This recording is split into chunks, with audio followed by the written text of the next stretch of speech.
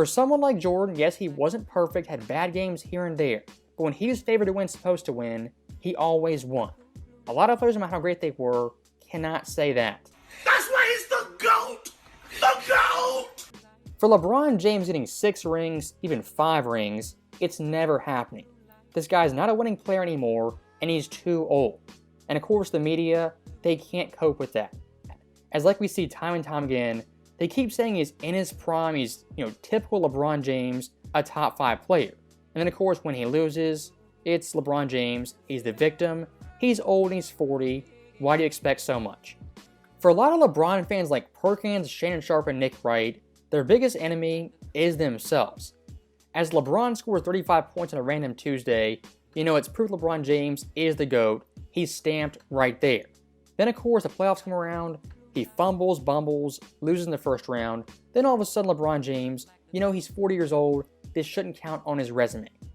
And looking at someone like Nick Wright, when it comes to MJ and Washington, those 2 years, he holds him against MJ very much. People just react like you spit at them.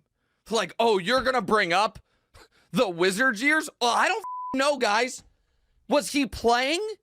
Was he younger when he started with the Wizards than LeBron is right now? So, stopping that right there, Nick Wright, very animated, very upset that MJ's years in Washington aren't talked about enough. And look, old MJ with the Wizards missing the playoffs twice, yes, kind of a stain on his legacy, a bad ending. But here's the thing, MJ in Washington, who was he playing with? Jerry Stackhouse 1 year, Rip Hamilton the next. He didn't have an Anthony Davis, a Westbrook, heck, certainly not a Luka Doncic. He didn't have any all-star caliber players, superstar players.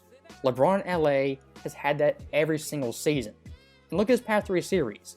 First Minnesota, 4-1.